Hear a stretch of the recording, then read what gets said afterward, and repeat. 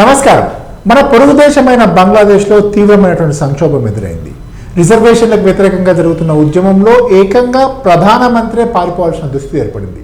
అసలు ఈ పరిస్థితి గల కారణాలు ఏంటి, ప్రస్తుతం బంగ్లాదేశ్కు ఉన్నటువంటి ఆల్టర్నేటివ్స్ ఏంటి అనేటువంటి అంశాలపై మనతో మాట్లాడేందుకు ప్రముఖ విశ్లేషకులు, అంతర్జాతీయ అంశాలకు సంబంధించిన నిపుణులు పార్సారథి గారు మనతో ఉన్నారు. పార్సారథి గారు నమస్తే అండి. ఎట్లా అర్థం చేసుకోవాలి, నిన్నటి నుంచి జరుగుతున్నటువంటి పరిణామాలు మనం చూసాం. 45 నిమిషాలు టైం ఇచ్చి ప్రధానమంత్రిని పారిపోమని చెప్పి మిలిటరీ చెప్పింది అంటే ఎట్లా అర్థం చేసుకోవాలి సిచ్యువేషన్? అంటే ఇది ఈరోజు ఏదో కొత్తగా జరుగుతున్న అంశం కాదు. ఇది 2018లో ఒక హైకోర్టు తీర్పు కారణంగా ఏదైతే రిజర్వేషన్లు రద్దు చేయబడ్డాయో ఆ తీర్పు మీద సుప్రీంకోర్టుకు ప్రభుత్వం వెళ్ళింది. ఆ సుప్రీంకోర్టులో దాన్ని ఒక రకంగా రివైవ్ చేసే ప్రయత్నం చేశారు ముందు. ఆ రివైవ్ చేసిన వెంటనే ఈ విద్యార్థి నాయకులు ఎవరైతే ఉన్నారో ఆ విద్యార్థి నాయకులు స్టూడెంట్స్ అగైనెస్ట్ డిస్క్రిమినేషన్ అన్న పేరుతో ఒక ఉద్యమాన్ని నిర్మాణం చేశారు. ఆ ఉద్యమానికి దేశవ్యాప్తంగా అతి కొద్ది కాలంలోనే విస్తరించిపోయింది. ఈ ఉద్యమకారులు చేసిన ప్రధానమైన డిమాండ్ ఏదైతే ఉందో అది ఎవరైతే బంగ్లాదేశ్ విముక్తి ఉద్యమంలో పాల్గొన్నారో, ప్రాణాలు కోల్పోయారో లేదా ఇబ్బంది పడ్డారో వాళ్ళకి ఈ 30% పైగా ఉన్న 45% ఉండేది అది రిజర్వేషన్, 30% పైగా ఉన్న రిజర్వేషన్ అనేది వర్తించేది వాళ్ళకి. దాన్ని తీసేయాలి అన్నది వీళ్ళు చేసిన పోరాటం. ఈ పోరాటాన్ని ఎలా కంట్రోల్ చేయాలి అన్న అప్పుడు యాక్చువల్గా ప్రధానమంత్రి హసీనా చైనా పర్యటనలో ఉన్నారు. ఇక్కడ ఏదో గందరగోళం జరుగుతోందన్న నేపథ్యంలో ఆమె చైనా నుంచి అర్ధాంతరంగా తిరిగి వచ్చారు. ఆ తర్వాత జరిగిన పరిణామాల్లో సుప్రీంకోర్టు ఆ రిజర్వేషన్లనే కొట్టివేసి దాన్ని 3 నుంచి 5% పెంచి 3% ఈ ఉద్యమకారులకి, 2% మిగతా ఇతరులకి ఇచ్చి 5% పరిమితం చేసి దాన్ని చేసి వేడిని చల్లార్చే ప్రయత్నం జరిగింది. ఇది జరిగిన తర్వాత కూడా ఈ ఉద్యమం ఆగలేదు. ఇది జరిగేటప్పుడు కూడా ఈ ఉద్యమం వెనక ఎవరున్నారు అన్నది చాలా ప్రధానమైన చర్చ అంతర్జాతీయంగా జరిగింది. ఇదేదో కేవలం రిజర్వేషన్ల కోసం జరుగుతున్న ఉద్యమం కాదు. ఎందుకంటే అటువంటి ఉద్యమాలు అంత దేశ స్థాయిలో రావాలి అంటే, లక్షలాది మందికి వెళ్ళాలి అని అంటే ఒక పక్కా ప్రణాళికాబద్ధంగా కొన్ని సంస్థల సహకారం ఉంటే తప్ప, అంటే ఇక్కడ సంస్థల సహకారం అనేది కేవలం ఏదో ఐడియాలజికల్ మోరల్ సపోర్టే కాకుండా నిధుల పరంగా కూడా కొన్ని సంస్థల సహకారం, కొన్ని దేశాల సహకారం ఉంటే తప్ప అది సాధ్యం కాదనేది మనకి ప్రపంచవ్యాప్తంగా తెలిసిందే. ఈజిప్ట్లో జరిగిన ఇటువంటి ఉద్యమం కానీ ఇవన్నీ కూడా ఏదో ప్రజల ఆగ్రహానికి గురై ఈ స్థాయిలో ఉద్యమాలు రావు. క్రానలాజికల్ ఆర్డర్లో చూస్తే కనుక అది షేక్ హసీనా తండ్రి అనుకుంటా ఈ రిజర్వేషన్లు ప్రతిపాదించింది ముందు. 30% రిజర్వేషన్ ఆయన ఎవరు పాకిస్తాన్తో పోరాటం జరిగినటువంటి వార్లో భాగంగా ఎవరైతే అమరులు అవుతారో వాళ్ళకి ఇది జరగాలి అని చెప్పి. సో దాని తర్వాత కొద్ది రోజుల తర్వాత 2018లో హైకోర్టు తీర్పిచ్చింది ఏంటి అంటే ఇది 30% రిజర్వేషన్ చెల్లదు, దాన్ని 5% కన్ఫైన్ చేయాలి, 3+2 అని చెప్పి తీర్పి. దాన్ని మళ్ళీ సుప్రీంకోర్టుకి వెళ్ళిన తర్వాత సుప్రీంకోర్టు మళ్ళీ 30% రివైవ్ చేసి తీసుకున్నటువంటి నిర్ణయం. సో ఒక్కసారిగా ఆగ్రహావేశాలు వచ్చాయి. అంటే ప్రధానంగా అక్కడ స్థానికంగా ఉండేటువంటి నిరుద్యోగ యువకులు ఎవరైతే ఉంటారో వాళ్ళ నుంచి వచ్చినటువంటి ఆగ్రహంగా చూడాలి. ప్రైమరీకి అయితే 2018 నుంచి ఇది నడుస్తోంది. ఈ మధ్యకాలంలో వచ్చిన తీర్పు ప్రైమరీగా విద్యార్థుల్లో ఉన్న కోపం మనం రిజర్వేషన్ ఇచ్చేస్తారా, కావాలి మా భర్తకి ఏం కావాలి అనేటువంటిది వచ్చినటువంటి. సో ఇప్పుడు కనుక చూస్తే దాన్ని కొంచెం మీరు అన్నట్టుగా అంత సింపుల్గా అవ్వదు. పాపం బంగ్లాదేశ్ చాలా చిన్న దేశం, మనలాంటి దేశాలపైన కూడా ఆధారపడాల్సినటువంటి పరిస్థితి ఏర్పడింది. But at the same time అక్కడ ఉన్నటువంటి చాలా రకాలైనటువంటి ప్రాబ్లమ్స్ ఉన్నాయి. అక్కడ ఎలక్ట్రిసిటీకి సంబంధించి విపరీతమైన ప్రాబ్లం ఉంది అని చెప్పి, అక్కడ ఉండేటువంటి లాజిస్టిక్స్కి సంబంధించినటువంటి విపరీతమైన ప్రాబ్లం ఉంది అనేటువంటిది. సో అక్కడ చైనా ఒక ప్రాజెక్ట్ చేపట్టడం, అంటే చైనా ఫండింగ్తో అక్కడ ఒక విద్యుత్ కేంద్రం ఏర్పాటు చేయడం, సంథింగ్ అరౌండ్ 20,000 మెగావాట్ సంథింగ్ ఏదో ఉన్నట్టుంది. సో దానికి సంబంధించి ఏదో వీళ్ళు ఫండింగ్ చేయడం. సో ఇదంతా కూడా చూస్తే ఒక ప్రధానమంత్రి పారిపోవాల్సినటువంటి పరిస్థితి వచ్చింది అంటే మీరు అన్నట్టు ఎక్స్టర్నల్ ఫోర్స్ లేకుండా జరిగేటువంటి అవకాశం లేదు. సో ఖచ్చితంగా చైనా కుట్ర ఉంది అనేటువంటిది అంతర్జాతీయ సమాజం ఆరోపిస్తున్నటువంటి సందర్భం మనం చూస్తూ ఉన్నాం. సో ఎట్లా చూడాలి అంటే ఇది కేవలం ఏదో చైనా కుట్ర పన్నింది అని అనడానికి లేదు. ఒక చైనా మాత్రమే ఇక్కడ కుట్ర పన్నడం లేదు. ఇక్కడ ప్రధానంగా అంతర్జాతీయంగా ఈరోజు జరిగిన పరిణామాలన్నీ మనం స్పష్టంగా చూస్తే, అంతర్జాతీయంగా so called liberal socialist left values అని గురించి ఏదైతే మాట్లాడడం జరుగుతుందో, ఈరోజు అది అమెరికాలో మొదలు పెడితే, అమెరికాలో ఈరోజు బైడెన్ ట్రంప్ మధ్య జరుగుతున్న యుద్ధం, డెమోక్రాట్లు రిపబ్లికన్ల మధ్య జరుగుతున్న యుద్ధం కానీ, ఈరోజు బ్రిటన్లో లేబర్ పార్టీకి కన్జర్వేటివ్ పార్టీకి మధ్య జరుగుతున్న గొడవలు కానీ, లేదా అక్కడ సమాజంలో ఈరోజు ఒక రకమైన అంతర్యుద్ధ వాతావరణం కానీ, జర్మనీలో జరుగుతున్నవి కానీ, ఫ్రాన్స్లో జరుగుతున్నవి కానీ, ఇవన్నీ కూడా వరుసగా అంతకుముందు కూడా ఈ మన గల్ఫ్ దేశాల్లో ఈజిప్ట్ కావచ్చు, తర్వాత మీకు ఆ వరుస అల్జీరియా, ఈజిప్టు, ఈ దేశాలలో ఏవైతే ఉన్నాయో, లిబియా, వీటిల్లో దేశాధినేతల్ని తప్పించేశారు. అక్కడ కూడా ఇదే సిద్ధాంతంతో ఏదైతే ఉందో, ఈ సిద్ధాంతంతోనే ఇవన్నీ జరిగాయి. ఈరోజు కూడా మనకు వస్తున్న సమాచారం ఏదైతే ఉందో, ఏదైతే ఈ స్టూడెంట్స్ ఫర్ ఎగెనిస్ట్ డిస్క్రిమినేషన్ అన్న పేరుతో ఉద్యమం చేపట్టారో, ఆ ఉద్యమం వెనక జార్జ్ సోరోస్కు చెందిన ఓపెన్ సొసైటీ ఫౌండేషన్ ఉందనేది ఈరోజు మనకు వస్తున్న వార్తలు. ఈ వార్తలు నిజమా కాదా అంటే, ఈరోజు అక్కడ జరుగుతున్న పరిణామాలు చూస్తే, హసీనా ఇండియాకి వచ్చేసారు అగర్తలా మీదుగా. ఈరోజు అక్కడ తాత్కాలిక ప్రభుత్వం ఏర్పాటు చేయబోతూ ఉంటే, ఆ ప్రభుత్వంలో 3 వ్యక్తులు కీలకంగా మారనున్నారు. ఒకటి జైల్లో ఉన్న మాజీ ప్రధాని ఖలీదా జియా, రెండవది మహమ్మద్ యూనస్, ఎవరైతే నోబెల్ బహుమతి సాధించారో ఆ తర్వాత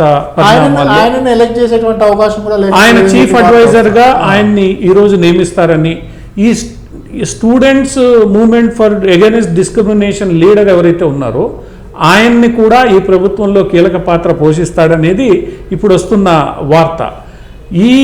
ఎక్కడి నుంచి అయితే ఈ ఉద్యమం ప్రారంభమైందో, ఏ యూనివర్సిటీ నుంచి అయితే ప్రారంభమైందో, ఆ యూనివర్సిటీకి అత్యధిక స్థాయిలో ఫండింగ్ ఇస్తున్నది ఓపెన్ సొసైటీ ఫౌండేషన్. ఈ Open Society Foundation George Soros ఏ విధానాలకి మద్దతు ఇస్తాడు, ఏ విధానాలకి మద్దతు ఇవ్వడు, భారతదేశంలో ఇప్పటికే మనం చాలాసార్లు ఆయన గురించి చర్చించుకున్నాం. నరేంద్ర మోడీ ప్రభుత్వానికి వ్యతిరేకంగా చేశాడని, ట్రంప్ని కూలదోయడంలో ఆయన పాత్ర ఉందని, ఫ్రాన్స్ అల్లర్లలో కూడా ఆయన, ఎందుకంటే he preachers open society, nation first అనే విధానం ఏదైతే ఉందో ఆ విధానాన్ని ఆయన అంగీకరించడు. ప్రతి ఒక్కళ్ళకి ప్రతి ఒక్క చోటకి వెళ్ళే స్వేచ్ఛ ఉండాలి అన్నది ఆయన యొక్క సిద్ధాంతం. కానీ సార్వభౌమ దేశంలో నేను బంగ్లాదేశ్ నుంచి వచ్చిన ప్రతి ఒక్కరిని నేను యాక్సెప్ట్ చేయలేను. ఇక్కడ అన్ని మతాలు సమానంగా గౌరవించబడాలి అనేది వేరు. ఎవరు వాళ్ళు అన్ని మతాల వాళ్ళు నా దేశానికి సంబంధించిన పౌరుల వరకైతే నేను గౌరవిస్తాను, అంతేగాని బంగ్లాదేశ్ నుంచి వస్తే, నేపాల్ నుంచి వస్తే, శ్రీలంక నుంచి వస్తే నేను గౌరవించాను. కానీ ఈ జార్జ్ సోరోస్ ఏదైతే ఓపెన్ సొసైటీ నెట్వర్క్ ఫౌండేషన్ ఏదైతే ఉందో, అది మన కాశ్మీరులో జేఎన్యూలో జరిగిన ఉద్యమం వెనకాల కూడా ఉందనేది బహిరంగ రహస్యం. సో వీళ్ళు ఈరోజు ఉన్నారనేది ఈరోజు తెర మీదకు వస్తున్న పేర్లు కానీ, ఈరోజు తెర మీదకు వస్తున్న కీలక వ్యక్తులు కానీ, వీళ్ళందరి ద్వారా మనకు అర్థమవుతుంది. మరి వీరి లక్ష్యం ఎవరు అన్నది ఇక్కడ ప్రధానమైన అంశం. ఈ లక్ష్యము భారతదేశాన్ని ఇబ్బంది పెట్టడం, ఇది ప్రధాన లక్ష్యం. ఈ ప్రధాన లక్ష్యాన్ని సాధించడానికి ఈ మొత్తం ఎకోసిస్టమ్ ఏదైతే భారతీయ జనతా పార్టీ ఇక్కడ పదే పదే చెప్తోందో, ఆ ఎకోసిస్టమ్ అంతా ఈరోజు బంగ్లాదేశ్లో అవే పేర్లు మనకు వినిపిస్తున్నాయి. అయితే ఇక్కడ చైనా ఒక్కటే ఇందులో ఇన్వాల్వ్ అయ్యిందా అనంటే, ఒక్క చైనా మాత్రమే కాదు. ఈరోజు మనకు అర్థమవుతుంది ఏంటంటే, పాకిస్తాన్తో పాటు అమెరికా కూడా దీంట్లో ఇన్వాల్వ్ అయి ఉంది అని. మరి అమెరికా ఎందుకు ఇన్వాల్వ్ అయింది? అమెరికాతో మనం ఈరోజు ఫ్రెండ్షిప్ చేస్తున్నాం, అన్నీ చేస్తున్నాం అనంటే, అమెరికాలో ఈరోజు ఎవరైతే అధికారంలో ఉన్నారో, ఎవరైతే డెమోక్రటిక్ పార్టీ అధికారంలో ఉందో, ఈ డెమోక్రటిక్ పార్టీకి ఈ విధానాలకి చాలా దగ్గర సారూప్యత. ఈ డెమోక్రటిక్ పార్టీ ఈ నెట్వర్క్స్ అన్నిటికీ సహాయ సహకారాలు అందిస్తుంది. ఈ పార్టీ అధికారంలో ఉన్నప్పుడు వాటికి నిధులు కూడా అందిస్తోంది. నరేంద్ర మోడీ ప్రభుత్వం ఏదైతే ఉందో వీళ్ళకి కొంత వ్యతిరేకంగా వెళ్ళింది. వీళ్ళు చెప్పినట్లు యుక్రెయిన్ యుద్ధానికి సంబంధించి రష్యాతో సంబంధాలు తెచ్చుకోలేదు, లేదా మిగతా ఇరాన్కి సంబంధించి సంబంధాలు పూర్తిగా తెంచుకోలేదు. ఇటువంటివి ఇండియా ఎప్పుడైతే స్వతంత్ర పాలసీ అవలంబించడం ప్రారంభించిందో, ఇండియా వీళ్ళ కంట్రోల్లో లేదని అర్థమవుతుందో, అప్పుడు వీళ్ళకి మోరోవర్ ఇప్పుడు అమెరికా ఎలక్షన్స్ ఫేస్ చేయబోతా ఉంది. రిపబ్లికన్లు డెమోక్రట్లు ఎవరు వాళ్ళు ఇప్పుడు ఎవరు వస్తారు ఏంటి అనే దాని ఒక సందిగ్ధత ఉంది. ఇటువంటి పరిస్థితుల్లో భారతీయ పరమైనటువంటి భారతీయ ఓటర్లు కీలకంగా మారిన అమెరికా ఎన్నికల సందర్భంగా ఎందుకు ఆ ఇనిషియేట్ ఎందుకు అంటే ఒక negative to India step Joe Biden government ఎందుకు తీసుకుంటుంది? ఇక్కడ అమెరికన్ సమాజంలో కూడా భారతీయులందరూ పూర్తిగా ఈ నేషనలిస్టిక్ వ్యూతో ఉన్నారని లేరు కదా, అందరూ ఫర్ ఇండియా ఫర్ ఇండియా కాదు. ఇక్కడ ఏంటంటే రెండు సిద్ధాంతాల మధ్య ఇది జరుగుతున్న పోరాటం. ఇది ఇండియానో లేదా ఇది కాదు, ఆ సిద్ధాంతాల మధ్య జరుగుతున్న పోరాటం ప్రపంచవ్యాప్తంగా ఉంది, ఇండియాలోనూ ఉంది. ఈరోజు ఇండియా కూటమి, ఎన్డీఏ కూటమిల మధ్య జరుగుతున్న ఏదైతే పోరుందో అది రెండు సిద్ధాంతాల మధ్య ఉన్న పోరు. అదే పోరు ఇక్కడ అమెరికాలో కావచ్చు, యూరోప్లో కావచ్చు జరుగుతోంది. ఆ రెండు సిద్ధాంతాలుగా భారతీయులు కూడా విడిపోయి ఉన్నారు. ఎందుకంటే అలా విడిపోకపోతే గత ఎన్నికల్లో నరేంద్ర మోడీ లాంటి వాడు ట్రంప్ నా స్నేహితుడు అని ప్రకటించినా బీడెన్ గెలిచాడు. ఇక్కడ ఈ రెండు సిద్ధాంతాల మధ్య జరుగుతున్న పోరులో ఎవరు ఎటువైపు ఉన్నారు అనేది మనం సైద్ధాంతిక విభేదాలు. ఒకప్పుడు ఈ సిద్ధాంతం ఎక్కువగా ఉండేది, నేషన్ ఫస్ట్ అనే సిద్ధాంతం కొంత ఇబ్బందికరంగా అందరూ అంగీకరించేది కాదు. ఈ మధ్య కాలంలో నేషన్ ఫస్ట్ అనే సిద్ధాంతం ఏదైతే ప్రపంచీకరణకు వ్యతిరేకంగా జరుగుతుందో దానికి వ్యతిరేకంగా ఈ సిద్ధాంతం. ఇప్పుడు మీకు దక్షిణ అమెరికాలో అల్జీరియాలో మొట్టమొదటిసారి నేషనలిస్ట్ పార్టీ లీడరు గెలిచాడు ప్రధానమంత్రిగా. మీకు దానివల్ల ఏమవుతుంది, బ్రెజిల్లో కూడా మొట్టమొదటిసారి నేషనలిస్టిక్ పార్టీ అంటే నేషన్ ఫస్ట్ అనే ముందు నా దేశం సంగతి నేను చూస్తాను అనుకునేవాళ్ళు. సో ఈ సిద్ధాంతాల మధ్య ఇప్పుడు ప్రపంచవ్యాప్తంగా గట్టి పోరు జరుగుతోంది. ఆ పోరులో భాగంగా ఈరోజు బంగ్లాదేశ్ని ఉపయోగించుకొని ఇక్కడికి వచ్చారు. అందుకనే ఇక్కడ నిన్న ఒక స్టేట్మెంట్ ఏదైతే మనం భారతదేశం నుంచి వచ్చిందో లేదా బంగ్లాదేశ్కి సంబంధించి వచ్చిందో, ఈ సిద్ధాంతాల మధ్య పోరు వరకు బాగానే ఉంది, ప్రజాస్వామ్య పరిరక్షణ ఇవన్నీ. కానీ ఈ మొత్తం గందరగోళంలో అది మతపరమైన అతివాదుల చేతుల్లోకి వెళితే ఏంటి? ఈరోజు బంగ్లాదేశ్లో ప్రమాదం ఏంటంటే ప్రజాస్వామ్య హక్కులు, nation first, democratic rights, open society ఇదంతా ఒక ఎత్తు అయితే, రెండో ఎత్తు ఈ గందరగోళాన్ని అక్కడున్న అతివాదులు ఎవరైతే మతపరమైన అతివాదులు ఉన్నారో వాళ్ళు చేజెక్కించుకుని బంగ్లాదేశ్లో వాళ్ళు ఆధిక్యానికి వస్తే జరగబోయే పరిణామాలు ఏమిటి అన్నది ఈరోజు నెమ్మదిగా ప్రారంభమైన చర్చ. ఈరోజు భారతదేశాన్ని కలవరపరుస్తుంది కూడా బంగ్లాదేశ్లో వాళ్ళు ఎలా చేసుకుంటున్నారు, ఏం జరుగుతుంది అనేది అది అంతర్గత సమస్యనా, ఒకవేళ అది మతపరమైన దిశగా తిరిగి మతపరమైన దానికంటే కూడా మ్యాక్సిమం ఏంటంటే ఇప్పుడు అంటే మనం ఇన్ని విశ్లేషణలు చేసుకుంటున్నప్పుడు కూడా చైనా ఉంది దీని వెనక. ఎందుకంటే చైనా గతంలో చాలా చేసింది. చైనా ఇంతకుముందు శ్రీలంకలో కూడా ఏదో చేసి అక్కడ ఏదో ఏరియాని ఏదో పోర్ట్ ఏదో డెవలప్ చేసి అక్కడ 99 ఇయర్స్కి లీజ్కి రాయించుకుంది. అంటే చైనీస్ అక్కడ ఏదో స్టెబిలైజ్ కావాలి, చైనీస్ అక్కడ ఏదో ఒక మన సామ్రాజ్యాన్ని ఇక్కడ గతంలో కదా ఈస్ట్ ఇండియా కంపెనీ వాళ్ళు మన ఇండియాకి వచ్చినట్టు they wanted to start something here అనేటువంటిది వాళ్ళ ఉద్దేశం. చైనా ఈ రోజు కాదు, గత 2-3 దశాబ్దాలుగా చైనా హిందూ మహాసముద్ర ప్రాంతంలో తనకు పట్టు ఉండాలి అని గట్టిగా ప్రయత్నిస్తోంది. ఆ ప్రయత్నంలో భాగంగా మయన్మార్లో ఒక పోర్టును లీజుకు తీసుకుంది, బంగ్లాదేశ్లో చిట్టగాంగ్ పోర్ట్ని లీజుకు తీసుకుంటానని చెప్పింది, ఇంకొక పోర్ట్ని తీసుకుంది, శ్రీలంకలో ఒక పోర్ట్ని లీజుకు తీసుకుంది. ఈరోజు మాల్దీవుల్లో జరుగుతున్నది చైనా అక్కడ ఒక పోర్ట్ని తీసుకోవాలి అని. మన ఆఫ్రికా దేశాల్లో ఏదైతే హిందూ మహాసముద్ర తీర ప్రాంతాల్లో ఉన్నాయో అక్కడ 2 పోర్ట్లని చైనా లీజుకు తీసుకుంది. చైనా ఎందుకు ఇది ప్రయత్నిస్తోంది అని అంటే, రేపు ఒకవేళ ఇండియా చైనాల మధ్యలో కానీ లేదా అమెరికా కూటమికి చైనాకు మధ్యలో కానీ ఏదైనా యుద్ధం అనేది వస్తే చైనాకి వీక్ పాయింట్ హిందూ మహాసముద్రం. ఎందుకంటే చైనాలో ఆయిల్ రిజర్వులు లేవు. చైనాకు కావాల్సిన పెట్రో రిజర్వ్స్ అన్నీ కూడా లేదా పెట్రో ఉత్పత్తులన్నీ కూడా హిందూ మహాసముద్రం గుండా వెళ్ళాలి. హిందూ మహాసముద్రంలో భారతదేశం గట్టి పట్టున్న ఏరియా. ఇక్కడ భారతదేశపు నావీ కానీ విజయం సాధిస్తే చైనాకి ఎక్కువ రోజులు పెట్రోలియం ఉత్పత్తులు అందవు. ఎందుకంటే చైనాలో ఉండే రిజర్వులు 10 రోజులకు మాత్రమే లేదా మహా అంటే 20 రోజులకు మాత్రమే ఉంటాయి. సో చైనా యుద్ధంలో గెలవాలి అని అంటే పెట్రోల్ చాలా అవసరం, పెట్రోలియం ఉత్పత్తులు అవి పోవాలి అని అంటే ఇక్కడి నుంచే పోవాలి. దీనికోసమే చైనా ఏం చేస్తోంది, చైనా మన పాకిస్తాన్లోని గదార్ పోర్ట్ని తీసుకుని, ఎందుకంటే గదార్ పోర్టు గల్ఫ్కి దగ్గరగా ఉంది కాబట్టి అక్కడ దాకా పెట్రోల్ వస్తే పాకిస్తాన్ గుండా లారీల్లో రైళ్లల్లో ఇక్కడ చిన్న మళ్ళీ ఇంకొక కొత్త కాంట్రడిక్షన్ అండి. ఇప్పుడు ఒకవైపు ఈ సంక్షోభం వెనక చైనా ఉంది అనుకుంటున్నాం, మరోవైపు ఈ సంక్షోభం వెనక అమెరికా ఉంది అనుకుంటున్నాం. సో ఈ ఇద్దరికి పడదు కదా, అంటే రెండు పరస్పరంగా విరుద్ధంగా ఏంటంటే శత్రువుకి శత్రువు మిత్రుడు. ఓకే, ఇక్కడ భారతదేశాన్ని ఇబ్బంది పెట్టాలి అనేది ఒక లక్ష్యం అనుకున్నప్పుడు, భారతదేశంలో ఏదైతే జాతీయవాద ప్రభుత్వం ఉందో దాన్ని ఇబ్బంది పెట్టాలని ఇంకొక లక్ష్యం అనుకున్నప్పుడు, ఇవి రెండు ఒక రకంగా భారతదేశాన్ని ఇబ్బంది పెట్టాలి. ఏదైతే ఈ అమెరికా చెప్తోందో, ఈ అమెరికా చెప్పేది, అమెరికాలో ఉన్న ఈ సోకాల్డ్ ఓపెన్ సొసైటీ వాళ్ళు చెప్పేది ఏంటి, భారతదేశంలో జాతీయవాద ప్రభుత్వాన్ని ఏ రకంగా అయినా ఇబ్బంది పెట్టాలి. చైనా చెప్పేది ఏంటి, భారత్ ఎదగనీయకూడదు, భారత్కి హిందూ మహాసముద్రంలో ఆధిపత్యం రాకూడదు. సో ఇద్దరు వాళ్ళ కంట్రిబ్యూషన్ ఉంది. అంటే ఇప్పుడు ఇండియా ఇప్పుడు సమిష్టి శత్రువు, ఇద్దరు సమిష్టి శత్రువు. వచ్చి అమెరికా ఓపెన్ గా చెప్పదు, చైనా కొంత ఓపెన్ గానే చెప్తుంది. చైనా ఓపెన్ గా చెప్తుంది, అమెరికా చెప్పదు. ఎందుకంటే అమెరికాకు వచ్చిన ఇప్పుడు ప్రధానమైన ఇబ్బంది ఏంటంటే అటు రష్యాతోనూ పడ్డం లేదు, ఇటు చైనాతోనూ వాళ్ళకి వాణిజ్య యుద్ధం జరుగుతోంది. ఆ రెండింటితో పడని పరిస్థితుల్లో ఇండియాతో కూడా తగాదా ఓపెన్గా పెట్టుకుంటే అమెరికా మిత్రులు ఎవరున్నారు, ఎవరు లేరు. ఈరోజు యూరోపియన్ యూనియన్ కూడా అమెరికాని పూర్తిగా నమ్మడం లేదు, ఇక మిగిలింది బ్రిటన్ మాత్రమే వాళ్ళకి.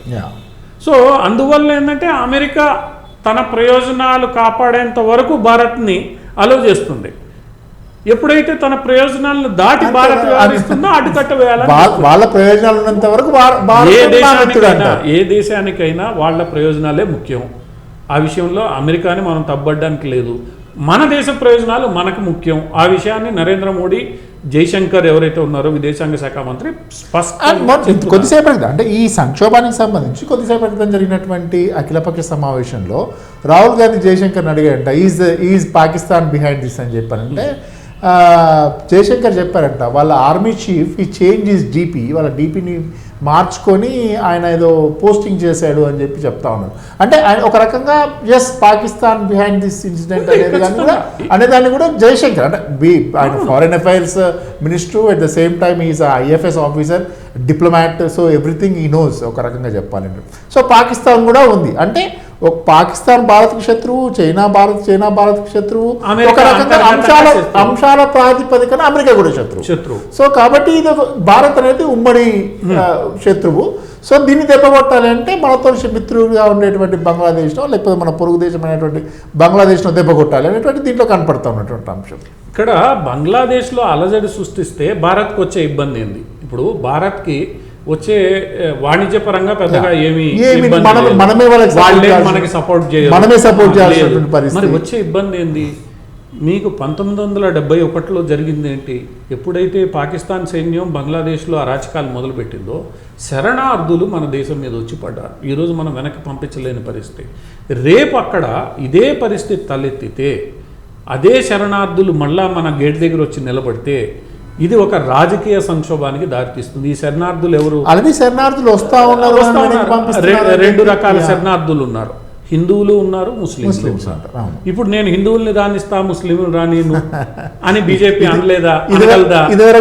పంచాయతీ అయింది. ఈ మన మమతా బెనర్జీ గారు ఏమన్నారు, మీరు ఇక్కడ గమనించాల్సింది ఏంటంటే ఆ విమానాన్ని కలకత్తా తీసుకొని రాకుండా నియరెస్ట్ ఎయిర్ బేస్కి అగర్తలాకు తీసుకెళ్ళి అగర్తలా నుంచి హిండన్కు తీసుకురావడానికి గల కారణం ఏంటి? గతంలో ఒక 2-3 నెలల క్రితం కూడా మమతా బెనర్జీ ఏం స్టేట్మెంట్ ఇచ్చారు, శరణార్థులు ఎవరు వచ్చినా నేను ఆహ్వానిస్తాను, నేను ఆశ్రయం ఇస్తాను, నువ్వెవరు ఆహ్వానించడానికి అని కేంద్ర ప్రభుత్వం కూడా అడిగింది. దాని మీద కూడా గొడవైంది. ఈరోజు నిన్న మమతా బెనర్జీ స్టేట్మెంట్ ఏమి ఇచ్చారు, ఇదంతా విదేశాంగ శాఖ పరిధిలో ఉంది, వాళ్ళు చూసుకుంటారు. ఎందుకంటే మమతాకు కూడా తెలుసు ఒక్కసారిగా అంతమంది వచ్చి పడితే పశ్చిమ బెంగాల్ తట్టుకోలేదని తెలుసు. అందువల్ల పొలిటికల్ స్టేట్మెంట్స్ 2 నెలల క్రితం వరకు ఇవ్వడం వేరు, ఈరోజు యాక్చువల్గా గేట్ ముందు వచ్చి మనుషులు నిలబడిన తర్వాత నువ్వేం చేస్తావు? పశ్చిమ బెంగాల్ గవర్నమెంట్గా you are the first gate. So నువ్వేం చేస్తావు అంటే ఇప్పుడు వాళ్ళు వచ్చి మన దేశం మీద పడితే అసలే ఇబ్బందుల్లో ఉన్న పరిస్థితుల్లో వాళ్ళని ఏం చేయాలి? ఒకవైపు రోహింగ్యాలు వయా బంగ్లాదేశ్ వచ్చి పడుతున్నారు, దాంట్లో తీవ్రవాదులు వస్తున్నారు, ఈరోజు బంగ్లాదేశ్లో నుంచి హిందువులు వచ్చి పడతారు, లేదా ఇతరత్ర ఎవరి మీద అయితే ఈరోజు దాడులు జరుగుతున్నాయో, ఏదైతే అధికార పార్టీ ఇప్పటిదాకా ఉండిందో అవామీ లీగు, ఈ చివరికి ఏమైంది వాళ్ళందరి మీద దాడుల్లో ఆ క్రికెటర్ ఇంటిని కూడా తగలబెట్టేశారు. ఎవరైతే హిందూ క్రికెటర్ బంగ్లాదేశ్ క్రికెట్ టీంలో ఉన్నాడో ఆయన ఇంటిని కూడా తగలబెట్టేశారు. అంటే ఇక్కడ ఎవరిని వదిలిపెట్టే పరిస్థితి లేదు. అటువంటప్పుడు వాళ్ళందరూ వచ్చి పడితే భారతదేశం ఎదుర్కొనే సంక్షోభం ఏదైతే ఉందో అది ఈరోజు పెద్ద సమస్య భారతదేశం. మనకు అక్కడికి ఫండింగ్ ఎవరైతే open forum something open network అనుకున్నామో, సో అది ఉంది అంటారా? లేదంటే ఇప్పుడు ఆల్రెడీ ఇప్పుడు ఎవరైతే అక్కడ ఉన్న ప్రధాన ప్రతిపక్ష నాయకులు ఎవరైతే జైల్లో ఉన్నారో, ఖలీదా జియా ఉన్నారు, సో అక్కడ మిలిటరీ ఉంది. ఇప్పుడు మీరు అన్నట్టుగా ఆల్టర్నేట్ ఏర్పాట్ల విషయానికి వస్తే వీళ్ళందరూ ఫోర్ ఫ్రంట్లోకి వచ్చినటువంటి సిచ్యువేషన్ మనం చూసాం. అంటే ఓన్లీ ఇప్పుడు ఆమె షేక్ హసీనా భారత్కు అనుకూలమైనటువంటి విధానాలు, భారత్కుతో మిత్రత్వం మెయింటైన్ చేయడం కారణంగా వచ్చినటువంటి సంక్షోభం అని చెప్పి ఎందుకు అనుకోకూడదు దీన్ని? ఇది ఖచ్చితంగా హసీనా భారత్కు అనుకూలంగా ఉందన్న విషయం మీద జరుగుతున్నవే. మీకు ఒక 2 సంవత్సరాల క్రితం నుంచి భారత్ ఉత్పత్తుల్ని బహిష్కరించండి అన్న ఒక ఉద్యమం బంగ్లాదేశ్లో జరుగుతుంది. మాల్దీవులు, పాలస్తీనా ఇది ఎక్కువగా జరిగినప్పుడు ఈ ఉద్యమం పెరిగింది. అంటే ఈ మొత్తం ఏదైతే ఉద్యమం ఉందో కేవలం ఏదో 2 నెలల క్రితమే ప్రారంభమైందని చెప్పడానికి లేదు. ఒక సంవత్సరం 2 సంవత్సరాల నుంచి నెమ్మదిగా దీనికి సంబంధించి రకరకాల రూపంలో భారత్కి వ్యతిరేకంగా ఒక ఉద్యమం అక్కడ జరుగుతోంది. ఎందుకు ఆ ఉద్యమం జరుగుతోంది? ఒకటి, అధికార పార్టీని, స్థానికంగా ఉన్న అధికార పార్టీని ఇరుకునబెట్టడానికి. ఇదేదో భారత్కు వ్యతిరేకంగా జరుగుతుందనే దానికన్నా షేక్ హసీనాను ఇబ్బంది పెట్టాలి, ఆమెని గద్దె దించాలి అని బంగ్లాదేశ్లో అంతర్గతంగా, ఇంతకుముందు కూడా బంగ్లాదేశ్లో మనం చరిత్ర చూస్తే 2-3 సార్లు మిలిటరీ పాలన వచ్చింది, తిరుగుబాటు చాలా సార్లు 2-3 సార్లు మిలిటరీ పాలన వచ్చింది, ఇవన్నీ జరిగాయి. సో ఆ హిస్టరీ బంగ్లాదేశ్కు ఉంది. సో షేక్ హసీనాని ఏదో ఒక రకంగా ఇబ్బంది పెట్టి ఆమెని పారిపోయేలా, ఆమెను గద్దె దించేలా చేయాలి. ఇప్పుడు 4వసారి ఆమె ఎన్నికైంది కూడా ఈ మధ్య కాలంలోనే, పెద్ద అంటే మొన్న ఈ మధ్య కాలంలో ఏర్పడిన ఆ ఎన్నికల్లోనే ఆమె అక్రమాలు చేశారు, ఆమె అధికార దుర్వినియోగం చేశారు అని ఆరోపిస్తూ ప్రతిపక్షాలు గత 2 ఏళ్లుగా ఉద్యమం చేస్తూ ఉంటే ఆ నేపథ్యంలోనే ఆమెని ప్రత్యర్థి ఖలీదా జియాని జైల్లో పెట్టారు. జైల్లో పెట్టడమే కాకుండా ఆమెని ప్రత్యక్ష ఎన్నికల్లో పోటీ చేయకుండా డీబార్ చేశారు. ఇది స్థానికంగా 2 పార్టీల మధ్యలో ఎప్పుడూ జరుగుతున్న పోరే. అది ఈ రోజు కాదు. ఒక పార్టీ భారత్ను వ్యతిరేకిస్తుంది, ఈరోజు మాల్దీవుల్లో జరుగుతున్నది కూడా. పొలిటికల్ గెయిన్ కావాలంటే ఈ గెయిన్ సమస్య మనకు వస్తుంది. మీరు ఇంటర్నల్గా ఏమైనా చేసుకోండి, చేసుకున్న తర్వాత ఒకళ్ళు అధికారంకి వస్తే భారత్తో తగాదా, ఒకళ్ళు భారత్తో మంచిగా ఉంటే రెండో వాళ్ళు ఒప్పుకోరు. ఇది ఆ దేశంలో అంతర్గతంగా ఉన్న రాజకీయాల్లో సమస్య. ఇప్పుడు మాల్దీవుల్లో కూడా ఒక పార్టీ మనకి మిత్రత్వం అంటే రెండో పార్టీ వ్యతిరేకిస్తూ ఈరోజు అధికారంలో, మళ్ళీ 5 ఏళ్లకు ఇంకోళ్ళు అధికారంలోకి వస్తారు. అంటే ఇది ఏదైతే అంతర్గతంగా ఆ దేశాల్లో ఉన్న రాజకీయాలు ఉన్నాయో ఇవి మారుతూ ఉన్నాయి. కానీ మారినప్పుడల్లా భారతదేశానికి ఇబ్బంది. ఆ మార్పు చెందేటప్పుడల్లా ఈ మార్పుని బయట శక్తులు భారతదేశానికి వ్యతిరేకంగా ఉపయోగించుకుంటారు. ఇప్పుడు ఆమె అక్కడి నుంచి, షేక్ హసీనా అక్కడి నుంచి పారిపోయి వచ్చి భారత్లో ఆశ్రయం పొందారు. సరే, ఆమె ఏమైనా లండన్ వెళ్తారని చెప్పి అన్నారు, బట్ అక్కడ గవర్నమెంట్ కూడా అలౌ చేయదు, అక్కడ గవర్నమెంట్ కూడా పర్మిట్ చేయట్లేదు అని చెప్పేదో అంటున్నారు. సో ఇటువంటి పరిస్థితుల్లో ఎవరికి వ్యతిరేకంగా అయితే అక్కడ ఉద్యమం జరిగిందో, ఎవరు పారిపోయేలాగా చేశారో, సిట్స్ ఓపెన్లీ అంటే నువ్వనేనా అనేటువంటి పరిస్థితి వచ్చినటువంటి సిచ్యువేషన్. ఎందుకంటే ఆమె తీసుకొచ్చి ఇక్కడ మనం దాచాము. మనం అక్కడ నుంచి నేను వార్తలు ఎక్కడ చూసి ఆమె వచ్చేటువంటి చాపర్ వెనకాల మన విమానాలు, మన ఫైటర్ జెట్స్ అవన్నీ కూడా వాటిని గస్తీ కాస్తూ ఆమెను తీసుకొచ్చారు అని చెప్పి. సో ఇటువంటి సిచ్యువేషన్లో ఆమె కంప్లీట్ ప్రొటెక్షన్ ఇస్తున్నాం. అంటే సింప్లీ వీఆర్ అగెన్స్ట్ బంగ్లాదేశ్. ఇప్పుడు బంగ్లాదేశ్కి పూర్తి స్థాయిలో అక్కడ ఏదైతే ఉద్యమం జరుగుతుందో ఆ ఉద్యమాన్ని కంప్లీట్గా మనం ఇక్కడ నెగిటివ్గా ఉన్నట్లు లెక్క. సో అటువంటి పరిస్థితుల్లో ఎటువంటి పర్యవసానాలు ఉండేటువంటి అవకాశం ఉంది? అంటే ద్వైపాక్షిక సంబంధాల విషయంలో కానీ అంతర్జాతీయంగా వచ్చేటువంటి అంశాల పరంగా కానీ ఇప్పుడు ఇలాంటి పరిణామాలు ఒక దేశాధ్యక్షుడిని ఇంటి మీదకి లేదా ప్రధాని ఇంటి మీదకి పోవడం అనేది ఈ మధ్యకాలంలో విపరీతంగా చూస్తాం. అంతకుముందు ఈజిప్ట్లో జరిగింది, లిబియాలో జరిగింది, అల్జీరియాలో జరిగింది, అధ్యక్ష భవనాల్ని ఆక్యుపై చేసుకున్నారు. ఇటీవల శ్రీలంకలో ఏదైతే ఉద్యమం జరిగిందో పాకిస్తాన్లో శ్రీలంకలో అధ్యక్షుడు రాజపక్షే నివాసం లోపలికి వెళ్ళి షూటింగ్ స్పాట్ లాగా దాన్ని కన్వర్ట్ చేసి దాన్ని ఒక పిక్నిక్ స్పాట్ చేసేలా ఉద్యమం సాగింది.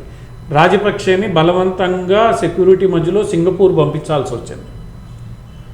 ఇక్కడ ఈ పరిణామం ఏదైతే ఉందో ఇది కూడా మనం గమనించాలి.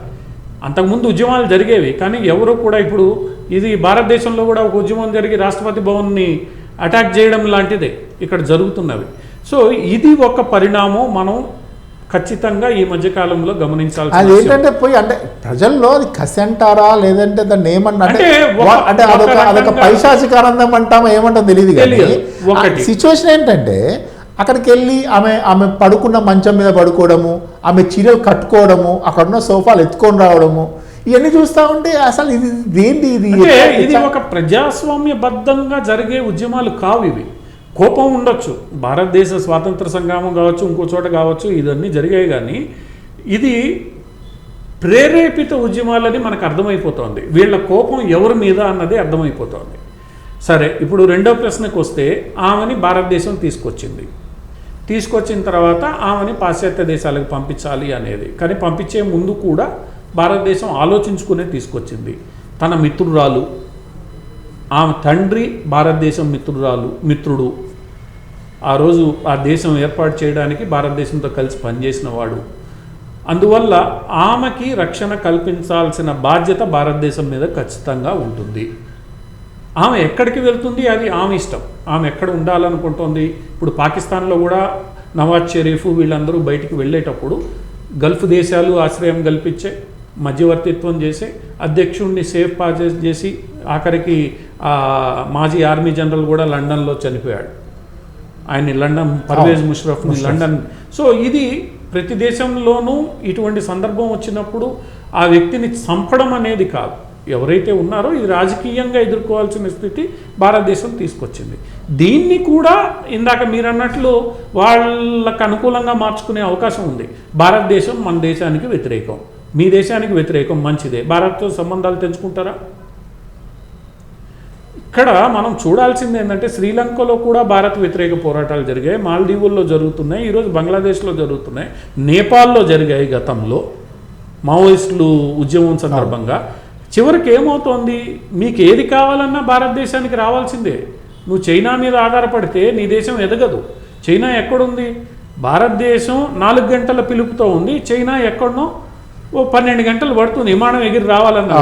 ఆఖరికి ఈరోజు తాలిబాన్లు కూడా అర్థం చేసుకునింది ఏంటంటే, అంత తీవ్రవాద ముఠాగా పేర్కొన్న తాలిబాన్లు కూడా భారతదేశం ఒక్కటే మనకి నిజంగా సహాయం చేయగలదు, పాకిస్తాన్ కూడా ఆడుకుంటోంది, మనల్ని వాడుకుంటోంది. ఇరాన్లో తాలిబాన్లు ఏం స్టేట్మెంట్ ఇచ్చారు, మొన్న ఏం స్టేట్మెంట్ ఇచ్చారు తాలిబాన్లు? ఏదైతే ఆఫ్ఘనిస్తాన్ సరిహద్దు పీఓకే ఉందో పీఓకేని మేము గుర్తించము, అది భారతదేశంలో ప్రాంతము. గిల్గిట్ బాలిస్తాన్ని మేము గుర్తించము, అది భారత్లో ప్రాంతంగానే మేము గుర్తిస్తాం. తాలిబాన్లు అనడం అంటే ఏంటి? ఇప్పుడు ఇక్కడంతా కూడా ఈ ఉద్యమాలు ఏవైతే భారత్కి వ్యతిరేకంగా జరుగుతున్నాయో వాళ్ళు అర్థం చేసుకోవాల్సింది, రేపు నీకు ఈరోజు పాకిస్తాన్ పరిస్థితి ఏంది, నేను బియ్యం పంపించను, నా దగ్గర నుంచి గోధుమలు తీసుకో, మరి ఏమవుతున్నాయి, గోధుమలు బియ్యం వాళ్ళకి కావాలి, ఎక్కడి నుంచి పోతున్నాయి, దుబాయ్ నుంచి వస్తున్నాయి. 20 రూపాయల గోధుమలు 150 రూపాయలకు కొంటున్నావు నువ్వు. ఏం జరిగింది ఈరోజు పాకిస్తాన్లో పరిస్థితి? ఒక లారీ వాగా సరిహద్దు దాటితే వెళ్ళిపోతుంది పాకిస్తాన్కి. పంజాబ్లో విపరీతంగా గోధుమలు పడున్నాయి, కానీ పోవు అవి. అది ప్రజలలో అంటే ఇక్కడ ఏమవుతుంది అని అంటే, సిద్ధాంతం బాగానే ఉంటుంది, కానీ ఆ సిద్ధాంతం వెనక మతం చేరుతుంది. ఇప్పుడు రాజకీయ సిద్ధాంతాలు కొన్ని రోజుల తర్వాత అర్థమవుతాయి, ఎవాల్వ్ అవుతాయి, కానీ దానికి మతం జోడించబడితేనే అది ఇబ్బందికరమైన పరిణామం. ఈరోజు బంగ్లాదేశ్లో కూడా భయం మనకి పుట్టేది ఏంటంటే పాకిస్తాన్ ఇన్వాల్వ్మెంట్ ఉన్నప్పుడు, ఐఎస్ఐ ఇన్వాల్వ్మెంట్ ఉన్నప్పుడు, సిఐఏ ఇన్వాల్వ్మెంట్ ఉన్నప్పుడు ఈ సంస్థలన్నిటికీ గత చరిత్ర చూస్తే మతాన్ని అడ్డం పెట్టుకొని ఇష్టానుసారం ఆడిన సంస్థలు ఇవి. సో ఈ సంస్థలు వెనకాల ఉన్నాయంటేనే భారతదేశానికి కొంత ఇబ్బందికరమైన పరిణామం. రేపు దాన్ని తీవ్రవాద అడ్డాగా మార్చుకొని చేస్తే ఏంటి? సో వాట్స్ నెక్స్ట్ అంటే ఒక రకంగా బంగ్లాదేశ్ నెక్స్ట్ జరిగేటువంటి పరిణామాలు అంటే ఆల్రెడీ అక్కడ ఇంటీరియం ప్రభుత్వం ఏర్పడుతోంది, ఆర్మీ కూడా ఇన్వాల్వ్ అయింది, యూనుస్ ఏదో చీఫ్ అడ్వైజర్ చేస్తున్నారు, ఖలీదా జియాని కూడా ప్రభుత్వంలో భాగస్వామ్యం చేస్తున్నారు, ఆ స్టూడెంట్ మూవ్మెంట్ లీడర్ని కూడా భాగస్వామ్యం చేస్తున్నారు. ఇది తాత్కాలికంగా ఏర్పాటు అవబోతోంది. ఈ ప్రభుత్వం తాత్కాలికంగా ఏర్పాటైన తర్వాత మేము ఎన్నికలు నిర్వహిస్తామంటారో అది ఎంతకాలంలో జరుగుతుందో మనకు తెలియదు. కానీ అక్కడ ఇప్పుడు ఏర్పడబోయే ఈ తాత్కాలిక ప్రభుత్వం చూడాల్సింది ప్రధానంగా విద్యార్థులు ఏదైతే డిమాండ్ చేశారో ఆ డిమాండ్లు ఆల్మోస్ట్ ఆల్ నెరవేరిన నేపథ్యంలో కూడా హింస చెలరేగడం అనేది దాని వెనక ఉన్న కారణాలు ఏమిటి? డిమాండ్లు ఏంటి? రిజర్వేషన్లు కొట్టివేయాలి, కొట్టేసింది సుప్రీంకోర్టు. మీ డిమాండ్ నెరవేరిన తర్వాత కూడా మీరు కొనసాగడానికి మీరు చెప్పేదేంటి? అధికార పక్షం మిమ్మల్ని అణిచివేసింది కాబట్టి మాకు కోపం ఉంది, అధికార పక్షం వచ్చేసింది, అధికార పక్షం పోయింది, ప్రధాని బయటకు వచ్చేసారు కాబట్టి ఇప్పుడు మీరు ఏమనుకున్నారో అది సాధించారు కాబట్టి ఇప్పుడు మీ దేశంలో జరుగుతున్న అలజడి ప్రభావం పక్క దేశం మీద పడకుండా చూసుకోవాల్సిన బాధ్యత బంగ్లాదేశ్ ప్రభుత్వంది. ఇప్పుడు భారత్ మహా అంటే చేయగలిగింది ఏంటంటే ఆ ప్రభావం మన మీద పడకుండా, ఆల్రెడీ విమానాలు నిలిపేశారు, రైళ్లు నిలిపేశారు, రేపు ఎగుమతులు నిలిపేస్తారు, ఇవన్నీ ఆగిపోతాయి, మన లారీలు పోవు, ఎందుకంటే అలజడి ఉన్న చోటికి పంపించరు. సో ఆ ప్రభావం భారత్ మీద పడకుండా చూసుకోవాల్సిన బాధ్యత భారత్తో పాటు బంగ్లాదేశ్ మీద ఎక్కువ ఉంటుంది, ఇంటీరియం ప్రభుత్వం మీద. రెండవది, ఈ మొత్తం వ్యవహారం మతపరమైన అతివాదుల చేతుల్లోకి పోకుండా చూసుకోవాల్సిన బాధ్యత బంగ్లాదేశ్దే. పరిస్థితి కాస్త ఒకవేళ విషమించింది అనుకుంటే విషమిస్తే భారతదేశం తన బోర్డర్లను తాను కాపాడుకోవాలి. ఇక్కడ ప్రధానంగా మనకు వచ్చేది శరణార్థుల సమస్య. సో భారతదేశం తన బోర్డర్లను, ఇప్పటికే బోర్డర్లు అన్ని రకాలుగా సీల్ చేశారు, ఆ బోర్డర్లను కాపాడుకోవాల్సిన బాధ్యత భారతదేశం మీద ఉంటుంది. భారతదేశం ఎవరిని రానివ్వకూడదు అన్న విచక్షణని పెట్టుకొని తన సరిహద్దులను కాపాడుకోవాలి. అక్కడ జరుగుతున్న అలజడుల ప్రభావం ఒకవేళ మనం ఊహిస్తున్నట్లు అది అతివాదుల చేతుల్లోనో తీవ్రవాద ముఠాల చేతుల్లోకి పోతే దాని ప్రభావం పడకుండా చూడాల్సిన బాధ్యత భారతదేశ భద్రతా బలగాల మీద ఉంటుంది. ఆ భద్రతా బలగాలు దాన్ని ఇప్పటికే పరిశీలిస్తున్నాయి.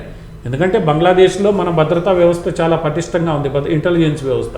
ఇప్పటికే అన్ని ఇన్పుట్స్ ఉంటాయి కాబట్టి అది కాకపోతే ఇది ఒక రకంగా నరేంద్ర మోడీకి ఒక రాజకీయంగా సవాలే, అగ్ని పరీక్ష, జాగ్రత్తగా దీన్ని దాటగలగాలి. అది ఎలా దాటుతారు? రెండోది, ఇప్పుడు హసీనా ఇక్కడ ఎంతకాలం ఉంటుందో కూడా తెలియని పరిస్థితి. హసీనా ఇక్కడే ఉండిపోతే అది ఇంకొక రకమైన, ఇప్పుడు దలై లామా లాగా హసీనా ఉండిపోయే అవకాశం మనం కల్పిస్తే దాని ప్రభావం ఎలా ఉంటుంది? ఇప్పుడు ఒకవేళ రేపు బంగ్లాదేశ్లో కోర్టులు హసీనా చేసిన పనుల మీద తీర్పులు వెలువరిస్తే, ఆమె నిందితురాలిగా పేర్కొంటే అప్పుడు ఏం చేయాలి? ఇవన్నీ చాలా సమస్యలు. చైనా ఎలా చేస్తోందో దలైలామా విషయంలో ఇవన్నీ కూడా వస్తాయి. సో వీటన్నిటికీ మన ప్రభుత్వం సిద్ధమై ముందుకెళ్తుందని అనుకుంటున్నా. చూద్దాం ఏం జరుగుతుంది అనేది. ఇది డైనమిక్ సిచ్యువేషన్ కాబట్టి జరుగుతున్న పరిణామాలను బట్టి భారతదేశం స్పందించాల్సి ఉంటుంది. Thank you very much parser, చాలా అంశాలు చక్కగా విశ్లేషించారు. సో ఓవరాల్గా చూస్తే ప్రస్తుతం బంగ్లాదేశ్లో ఉన్నటువంటి సంక్షోభం ఏదైతే ఉంటుందో అది ప్రస్తుతం ఏర్పడినటువంటి మధ్యంతర ప్రభుత్వం ఏదైతే ఉంటుందో అది టేక్ కేర్ చేయాల్సిన అవసరం ఉంటుంది. అంతేకాకుండా ఒక రకంగా భారత్ను ఒక టార్గెట్ చేసి, భారత్ను టార్గెటెడ్గా భారత్ పైన ఒక కన్నేసి భారత్లో ఒక అన్స్టెబిలిటీ క్రియేట్ చేయాలనే ఒక ఉద్దేశంతో చైనా అలాగే అమెరికా లాంటి దేశాలు కుట్ర పన్ని బంగ్లాదేశ్లో సంక్షోభం క్రియేట్ చేశారు అనేటువంటి అభిప్రాయాలు కూడా వ్యక్తమవుతున్నాయి. చూడాలి ఎటువంటి దీనికి సంబంధించి ఏ రకమైనటువంటి కాన్సిక్వెన్సెస్ ఉంటాయి, ఏ రకంగా ఈ వివాదం సద్మనవుతుంది అనే అంశాలు మాత్రం వేచి చూడాల్సిన పరిస్థితి.